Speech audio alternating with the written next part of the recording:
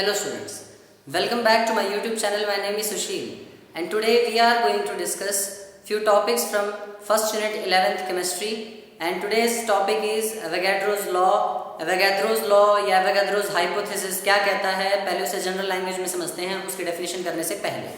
देखिए ध्यान से, इस लॉ का कहना है कि अगर आप दो या दो से ज्यादा गैसेस को इक्वल प्रेशर टेम्परेचर कंडीशन पर रखते हो, सपोज कीजिए टेम्परेचर रखा गया है 298 केल्विन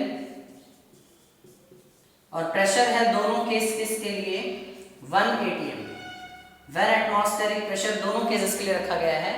उस समय अगर आपने दो अलग अलग गैसेस का सेम वॉल्यूम लिया है, सपोज कीजिए ये है 1 लीटर हाइड्रोजन गैस और ये है 1 लीटर ऑक्सीजन गैस, तो दोनों गैसेस में नंबर ऑफ मॉलिक्यूल्स इक्वल होंगे। अगर इसमें 4 मॉलिक्यूल हैं तो इसमें भी 4 ही होंगे, अगर इसमें 100 मॉलिक्यूल हैं तो इसमें भी 100 ही होंगे। ये है Avogadro's law. Under similar condition of temperature and pressure, temperature और प्रेशर की सिमिलर कंडीशंस पर अगर दो गैसेस के इक्वल वॉल्यूम्स को लिया जाए तो उनमें नंबर ऑफ मॉलिक्यूल्स सेम होते हैं। ये है Avogadro's law.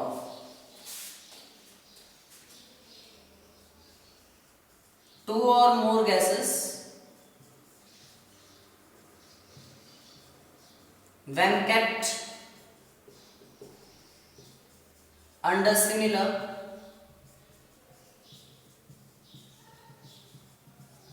condition of temperature and pressure,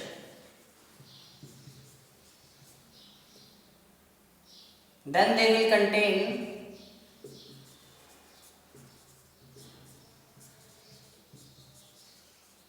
equal number of molecules, तो उनमें नंबर ऑफ मॉलिक्यूल्स सेम होंगे, इक्वल होंगे। अगर दो या दो से ज्यादा गैसेस को similar condition of temperature pressure पे रखा जाता है तो उनमें जो नंबर ऑफ मॉलिक्यूल्स होंगे वो इक्वल होंगे, वो सेम होंगे। ये है एवोगैड्रोस लॉ। एवोगैड्रोस लॉ के कुछ इंपॉर्टेंट पॉइंट्स हैं। एवोगैड्रो ने इनके साथ साथ कुछ और चीजों को भी डिफाइन करवाया था। वो चीजें क्या है वो देखिए जरा। एटॉमिसिटी की definition,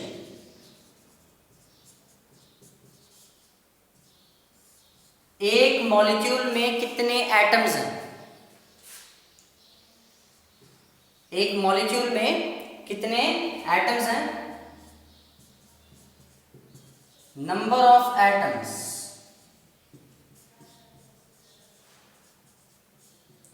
present in one molecule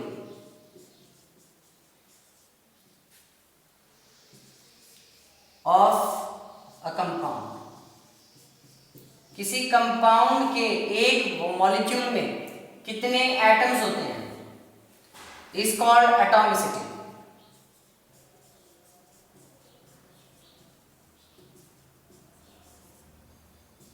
of that molecule,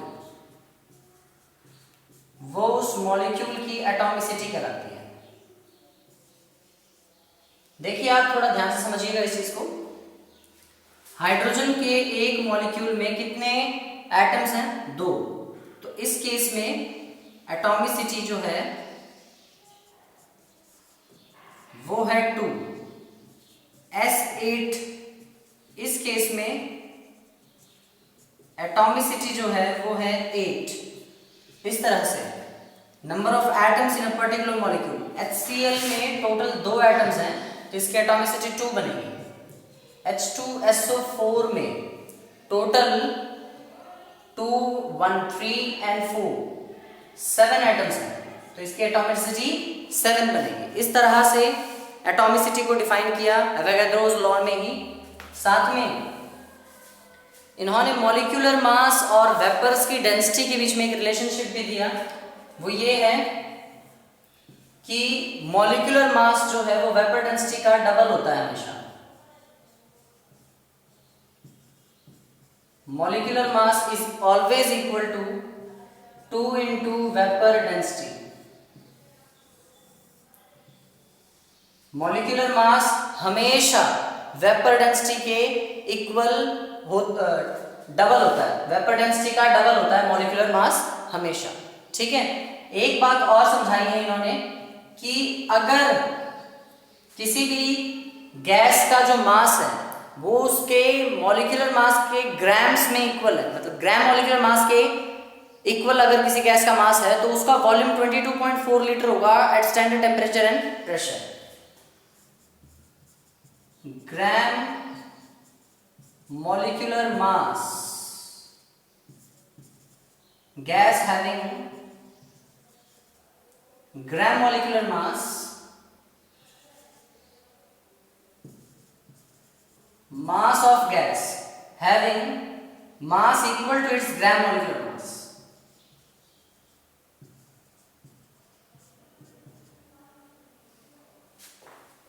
Sorry,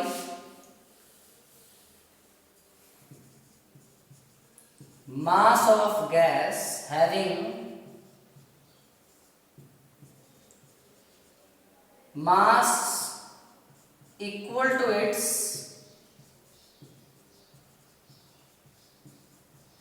gram molecular mass have volume is equal to 22.4 liter at standard temperature and pressure. अगर किसी गैस का मास आपको उसके ग्राम मॉलिक्यूलर मास के इक्वल दिया गया है तो उसका वॉल्यूम 22.4 लीटर के इक्वल होगा स्टैंडर्ड टेम्परेचर और प्रेशर पर। ये किस तरह से है वो देख लीजिए एक बार। मान लीजिए हाइड्रोजन क्लोराइड की गैस है HCl की, इसका मॉलिक्यूलर मास जो है वो निकालने का मेथड होता है, इसमें जितने भी एटम्स हैं उनका मास ले लीजिए। हाइड्रोजन का एटॉमिक मास 1 है और एक ही एटम है, प्लस क्लोरीन का एटॉमिक मास 35.5 है और एक ही एटम है। ये बना 1 प्लस 35.5, ये बना 36.5 यूनिट। ये तो है इसका मॉलिक्यूलर मास। अब हम बात करते हैं इसके ग्राम मॉलिक्यूलर मास की। ग्राम मॉलिक्यूलर मास होगा जब ये यूनिट्स ग्राम्स में लिखी जाएंगी, 36.5 ग्राम। जब इस यूनिफाइड यूनिट की जगह हम जी ग्राम लिख देंगे तो ये हो जाएगा ग्राम मॉलिक्यूलर मास। तो ये कहता है अगर HCl का मास 36.5 ग्राम है, if mass of a gas is equal to its gram molecular mass, अगर किसी गैस का मास उसके ग्राम मॉलिक्यूलर मास के इक्वल है तो उस मास का जो वॉल्यूम बनेगा वो कितना बनेगा 22.4 लीटर बनेगा at standard temperature and pressure. मतलब 36.5 ग्राम HCl स्टैंडर्ड टेम्परेचर और प्रेशर पर कितना वॉल्यूम रखेगी 22.4 लीटर। तो आप ये बात बोल सकते हो कि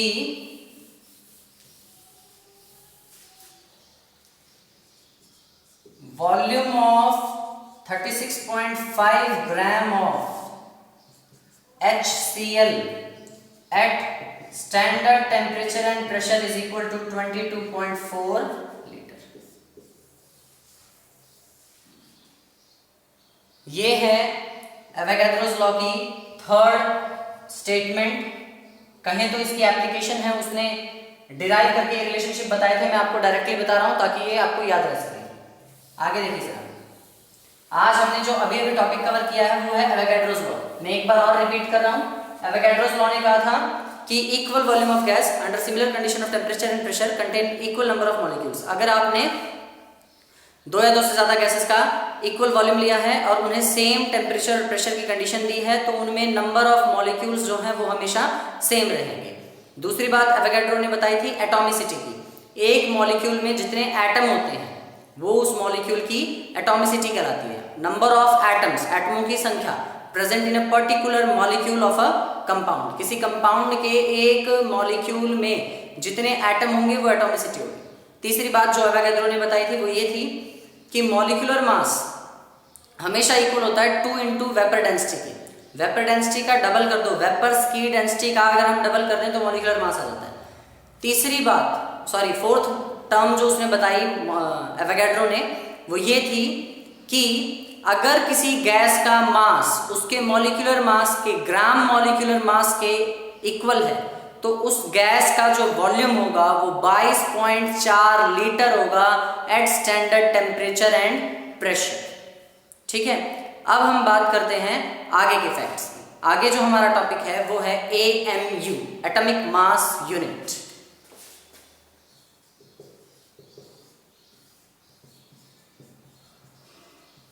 एटॉमिक मास यूनिट क्या है? Atomic mass unit carbon 12 isotope के मास का 1/12 इक्वल होगा एटॉमिक मास यूनिट के। आप ये कह सकते हो 1/12 of mass of 1 atom of carbon 12। Carbon 12 isotope, carbon के आइसोटोप जिसका मास 12 है उसके एक एटम के मास का 1/12 हिस्सा एटॉमिक मास यूनिट के इक्वल होता है। इसे हम यूनिफाइड यूनिट भी कहते हैं।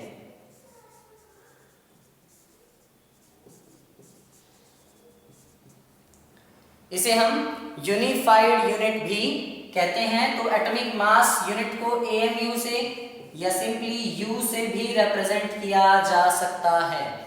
U stands for unified unit. It may be defined as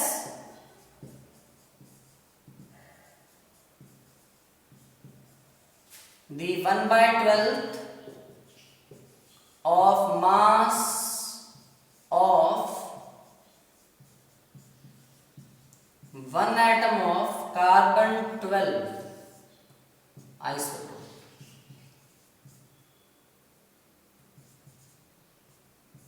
carbon 12 isotope के एक एटम के मास का 1/12 हिस्सा एटॉमिक मास यूनिट के इक्वल होता है। अगला टॉपिक है एवरेज एटॉमिक मास क्या है?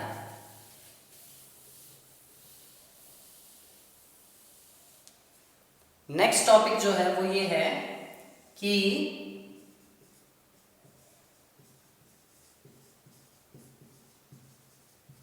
एवरेज एटॉमिक मास कैसे कैलकुलेट करते हैं, क्या होता है। देखिए एक सैंपल है, सैंपल ऑफ क्लोरीन। मान लीजिए आपको मैंने क्लोरीन का एक सैंपल दिया है। इस बॉक्स में क्लोरीन का एक सैंपल है। उस सैंपल में क्लोरीन के दो तरह के एटम्स हैं।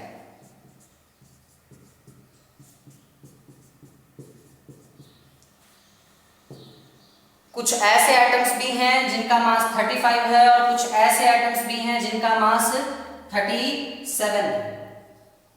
और मैं कह रहा हूं कि टोटल सैंपल का 75% तो है ये वाले और 25% है ये वाले। अब हमारे को यहां पर ये प्रॉब्लम आएगी कि हमें ये नहीं पता कि हम मास को 35 कंसीडर करके चले या मास को हम 37 कंसीडर करके चले। क्लोरीन का एटॉमिक मास हम क्या लें, 35 लें या 37 लें? तो हम यहां ऐसे केसेस में एवरेज कैलकुलेट करते हैं। देखिए कैसे।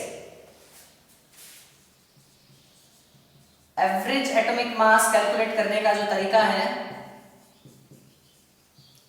वो ये है कि 35 कितने पार्ट्स है, 75% है, 75/100 प्लस 37 कितने पार्ट्स है, 25% है, 25/100।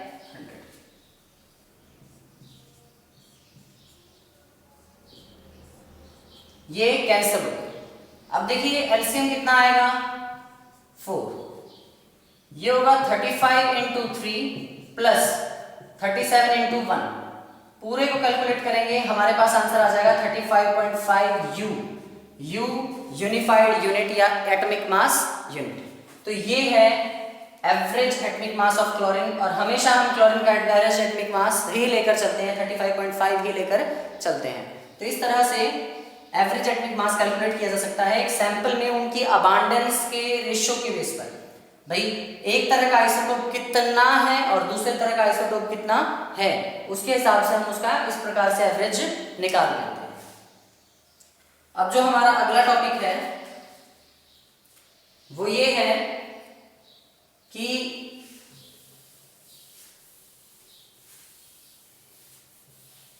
मैं ये डिस्कस भी कर चुका हूं आपके साथ, फिर भी दोबारा डिस्कस कर रहा हूं।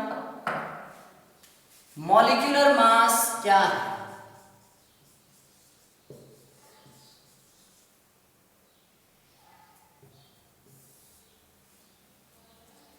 जैसे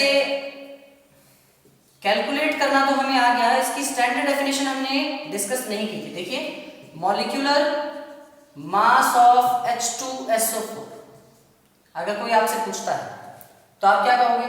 सर हाइड्रोजन का मास होता है 1 और इसके हमारे पास 2 एटम्स हैं प्लस। सर सल्फर का मास होता है 32 और इसका हमारे पास 1 एटम। ऑक्सीजन का मास होता है 16 और इसके 4 एटम। 2 + 32 + 64 ये बना 98 यूनिट। और अगर इसी को मैं ये कहूं कि आपको मॉलिक्यूलर मास नहीं बताना, आपको ग्राम मॉलिक्यूलर मास बताना है, ग्राम मॉलिक्यूलर मास ऑफ H2SO4, तो यही ग्राम्स में लिख दिया जाएगा 98 ग्राम्स। समझ पाए इस चीज को आप? इसकी स्टैंडर्ड डेफिनेशन क्या बनती है वो देखिए जरा।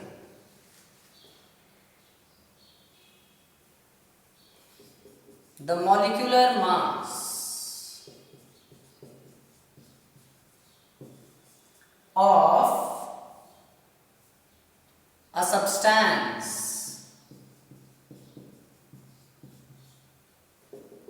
is the number of times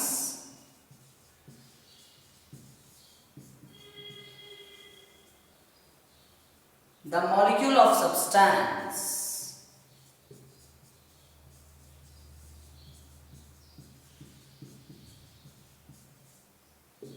is heavier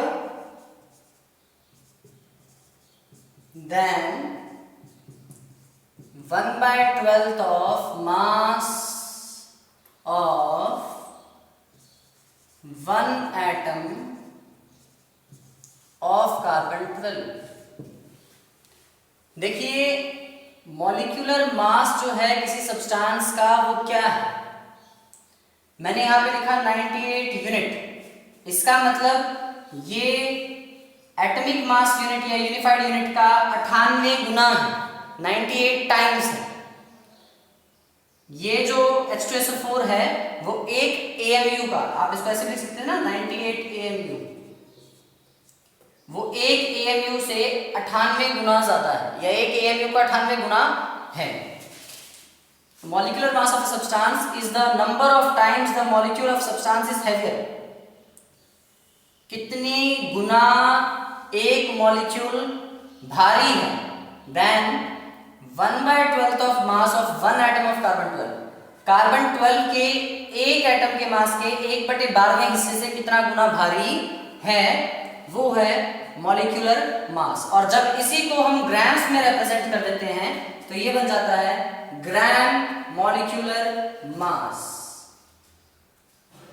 molecular mass of substance expressed in grams. Gram molecular मास की अगर हमें डेफिनेशन देनी हो तो हम क्या लिखेंगे?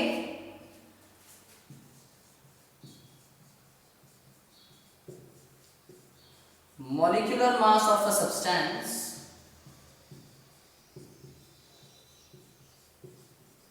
expressed in grams। अगर किसी सब्सटेंस का मॉलिक्यूलर मास ग्राम्स में एक्सप्रेस किया गया है तो वो क्या बनता है, ग्राम मॉलिक्यूलर मास बन जाता है। देखिए ये तो एक मॉलिक्यूलर सब्सटेंस की बात है, मतलब कोई सब्सटेंस जब मॉलिक्यूल्स के फॉर्म में एग्जिस्ट करता है उनके लिए है।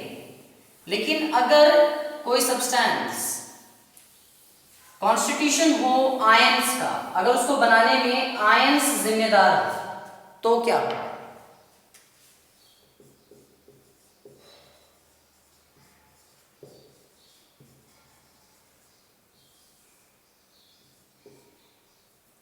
तो हम उसका फॉर्मूला मास कैलकुलेट करेंगे, जैसे कि NaCl, ये आयंस के कॉन्स्टिट्यूशन से बना है, कैटायंस और एनायंस के कॉन्स्टिट्यूशन से। तो इसके लिए मॉलिक्यूलर मास टर्म यूज नहीं की जाती, इसके लिए फॉर्मूला मास यूज किया जाता है।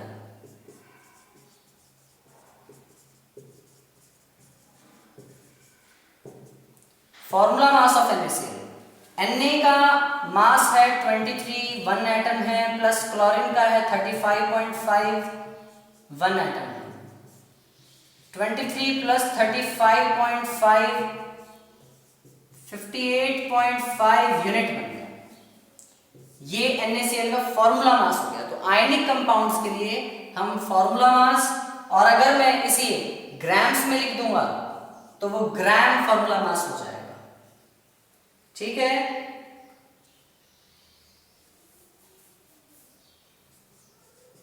For ionic compounds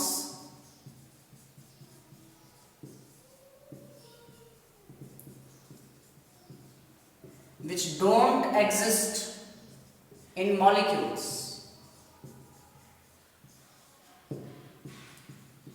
but actually are